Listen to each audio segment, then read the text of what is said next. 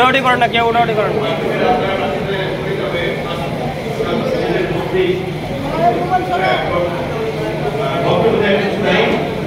আমি শুরু থেকে আপনাদের এই যৌক্তিক দাবির সাথে ছিলাম, এখনো আছি এবং দাবি আদায় নাও পর্যন্ত আছে। আমাদের আজকে যে ভাই বক্তব্য রাখছিলেন উনি বলছিলেন এটা ঠিক যে এই অন্তর্বর্তীকালীন সরকার দায়িত্ব নেওয়ার পর থেকেই বিভিন্ন বঞ্চিত মানুষ, বিভিন্ন সংগঠন, বিভিন্ন কমিউনিটি তাদের দাবি দেওয়া নিয়ে রাস্তায় এসেছিল এবং এটা একেবারে অযৌক্তিক। কারণ এখন অনেকে বলেন যে সরকারের উদ্দেশ্যে অনেকে বলার চেষ্টা করে যে ভাই এখন আমাদের কাছে এত দাবি দেওয়া নিয়ে আসছে, 16 বছর কি করছে তারা, 16 বছর কেন রাস্তায় নামে? ওই একই কোশ্চেন অন্যদের বেলায় 16 বছর তো রাজনৈতিক ভাবেও চেষ্টা করা হয়েছিল এই কর্তৃত্ববাদী শাসনের অবসান ঘটানোর জন্য, বাংলাদেশের অবরুদ্ধ গণতন্ত্রকে মুক্ত করার জন্য। সেই দানবীয় শাসন ব্যবস্থার বিরুদ্ধে জনগণ জয়লাভ করতে পারেনি, একটা প্রতিকূল অবস্থায় ছিল। সেখানে সবাই, সরকারি কর্মকর্তা কর্মচারী থেকে শুরু করে রাজনৈতিক নেতৃবৃন্দ, সবার জন্যই সেই প্রতিকূল পরিস্থিতি আছে। কাজে যখন আমরা এই গণঅভ্যুত্থানের পরে একটা পরিবর্তনের কথা বলছি, বৈষম্যহীন রাষ্ট্র গঠন করার কথা বলছি, বাংলাদেশকে নতুনভাবে বিনির্মাণের কথা বলছি, তখন বিভিন্ন কমিউনিটি, বিভিন্ন শ্রেণী পেশার মানুষ তাদের বঞ্চনা কথা বলাটা এটা অস্বাভাবিক নয়। কিন্তু সেই সময় সরকারকে স্থিতিশীল করার জন্য, সরকার যেন একটু স্থির হয়ে বসতে পারে, তার কাজকর্মে মনোনিবেশ করতে পারে, যার যে সমস্যা আলাদা আলোচনা করে সেটা একটা সমাধান করবে, সেই জন্য আমরা বলেছিলাম অন্তত 2-4 মাস তাদেরকে চেষ্টা করতে সময় দেন। কিন্তু দুঃখজনক যে আসলে আমাদের সেটা ভুল অ্যাপ্রোচ ছিল। কারণ হচ্ছে এই দেশে আমরা দেখি বাস্তবতায় যেটা মানুষ বলে যে ভদ্রতা, নম্রতা, বিনয়কে অনেক সময় মানুষ দুর্বলতা হিসেবে ভাবে। এই যে আমাদের আহ্বানে বিভিন্ন আন্দোলনরত কমিউনিটির লোকজন ভয়ে ফিরে গেল, যখন আমরা সেই দাবি দেওয়ার কথা বলছি তখন দেখা যায় সরকারের যারা দায়িত্বশীল নেতৃত্ব আছেন, উপদেষ্টা বিভিন্ন পর্যায়ে দায়িত্ব পালন করছে, তাদের মধ্যে একটা গরিবসী ভাব লক্ষ্য করছে। এটা বাস্তব, আপনাদের সামনে বলছি যে এটা বাস্তব। আমরা যখন কথা বলছি মনে হয় আসলে ওনারা 5 বছর রাজনৈতিক সরকারের মতো ক্ষমতায় থাকবেন, কাজে ওনারা এত চিন্তা ভাবনা করছেন, এত কিছু বলছেন, অথচ এই অন্তর্বর্তীকালীন সরকারের উচিত ছিল একবারে বেতন কাঠামো থেকে শুরু করে পে স্কেলের মতো যত ধরনের বৈষম্য, সেগুলোর বিষয়ে একটা শক্ত এবং সহজ পদক্ষেপ নেওয়া। রাজনৈতিক সরকার এটা ঠিক যে নানান সলসলটি করে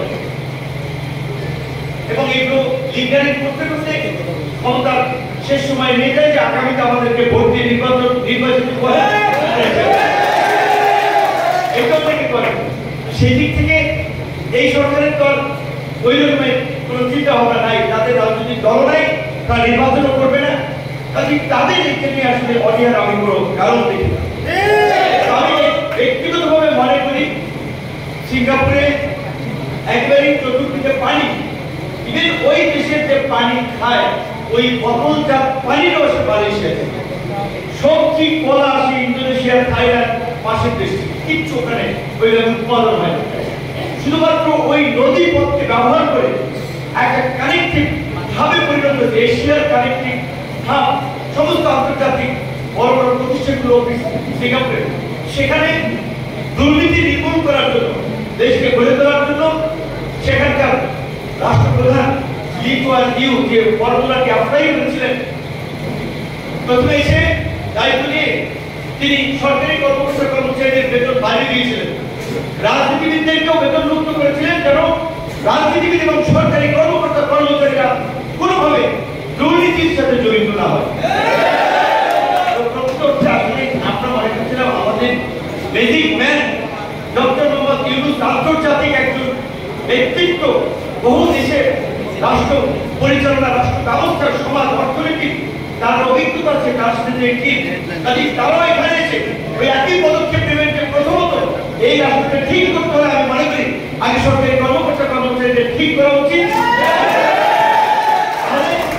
তাদের তো এই সমাজের বাস্তবতার নিরিখে জীবনযাপন করার জন্য যে ন্যূনতম সহায়তা আর্থিক সাপোর্টটুকু প্রয়োজন সেটি রাষ্ট্রকে নিশ্চিত করতে হবে। তারপরে আপনি বলতে পারবেন যে আপনার বেতন পর্যাপ্ত, আপনার কোনো ঘুষ দুর্নীতির সাথে যুক্ত হবে না, সেই সুযোগ সুবিধা নিশ্চিত করতে হবে। দেন রাজনীতিবিদদেরকে আমরা বলছি আজকে বাংলাদেশে প্রায় 60টা রাজনৈতিক দল আছে নিবন্ধিত, কিন্তু নির্বাচন কমিশনের একটি সুন্দর বিধিবিধান যে 100 উপজেলায় কার্যক্রম 22টি জেলা অফিস, এইটার বিবেচনায় যদি নিবন্ধন দেয় 8 থেকে 10টা দলের বেশি কোনো দল নিবন্ধন হবে না। রাজনৈতিক দল হিসেবে যারা প্রতিনিধিত্ব করবে জনগণের ন্যূনতম একটা ভিত্তি থাকা উচিত, রাজনৈতিক দলের স্ট্যান্ডার্ড থাকা উচিত। তো আমরা ভেবেছিলাম এই ধরনের কিছু মৌলিক পরিবর্তন সরকার আনবে, যেই পরিবর্তনের জন্য সরকারের খুব বেগ থাকা হতো না। আমরা দেখছি যে সরকারের রিজার্ভ খুব বাড়তেছে, অভ্যন্তরীণভাবে সরকার চেষ্টা করছে বিনিয়োগে একটা গতি আনতে, যদিও প্রকৃত অর্থে নির্বাচিত সরকার ছাড়া আসলে অর্থনৈতিক বা বিনিয়োগে একটা স্থবিরতা থাকবে, এটা স্বাভাবিকভাবে আমরা লক্ষ্য করছি। আমি সবচেয়ে ব্যতীত আমার পাশে আমাদের কোন শিক্ষক নেতা তিনি বলছিলেন, তার হাত দেখায় যে এই মানে কিভাবে এগুলো মানে ফেলে গেছে। দেখেন একটা দেশের শিক্ষক যারা জাতি গড়ার কারিগর বলা হয়, শিক্ষকরা তাদের দাবি দাওয়া নিয়ে এসেছে, সেই দাবিটা রাষ্ট্র এভাবে পিটিয়ে নির্মমতা দিয়ে মোকাবেলা করছে। তারপরে কি করছে, প্রত্যেকটি ঘটনায় আগে মাইনে ধরে আহত করে তারপরে আলোচনায় ডাকে।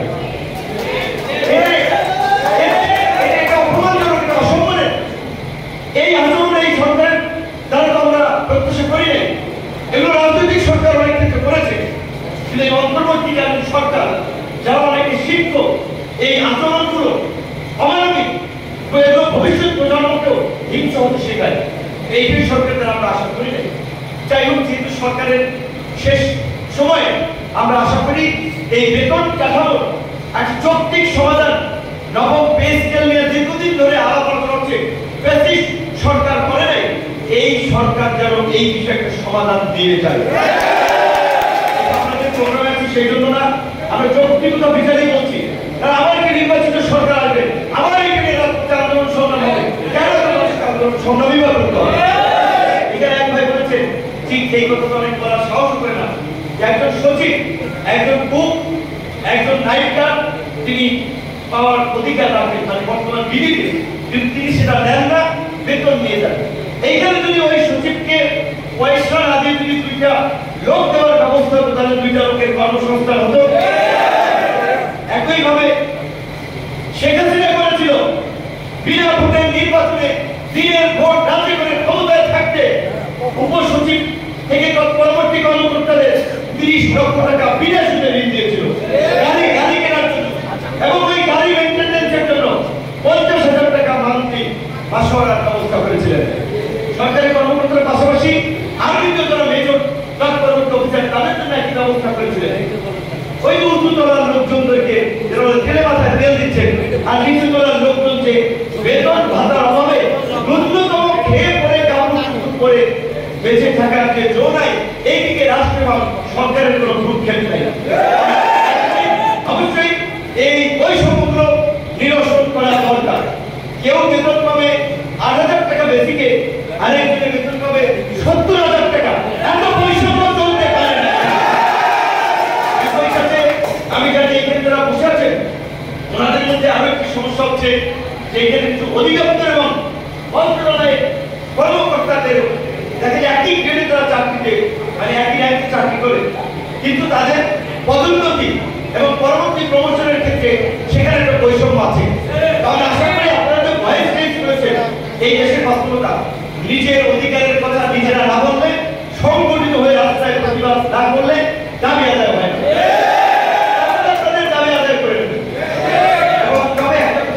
শেষ করতে চাই, আপনারা বলেছেন যে ইলেকশনের আগে এই নবম পে স্কেল অনুযায়ী আপনাদের এই সুযোগ সুবিধাগুলো নিশ্চিত করা হোক। আমি আপনাদের সাথে পুরোপুরি একমত।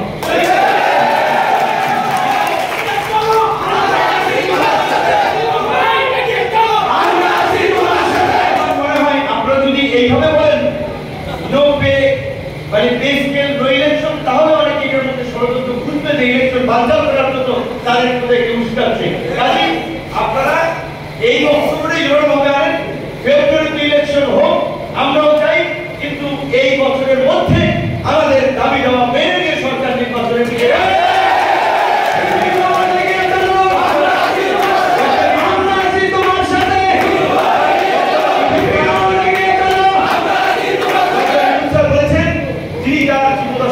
এই শেষ দেশে বাংলাদেশের ইতিহাসে একেবারে সুষ্ঠু নিরপেক্ষ নির্বাচন, উৎসব এবং অংশগ্রহণমূলক নির্বাচন তিনি করতে চান।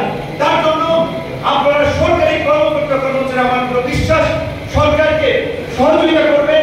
তাই আমার জায়গা থেকে এই আন্দোলনের সাথে জোরার সাকি ভাই, মান্না ভাই, সকল রাজনৈতিক দলের সমর্থন আছে, হয়তো এখানে অনেক আসতে পারে নাই। সরকারকে আমরা অনুরোধ করবো অবশ্যই এই পে স্কেলের বিষয়ে আপনারা এই ডিসেম্বরের মধ্যে একটা সিদ্ধান্ত নেবেন।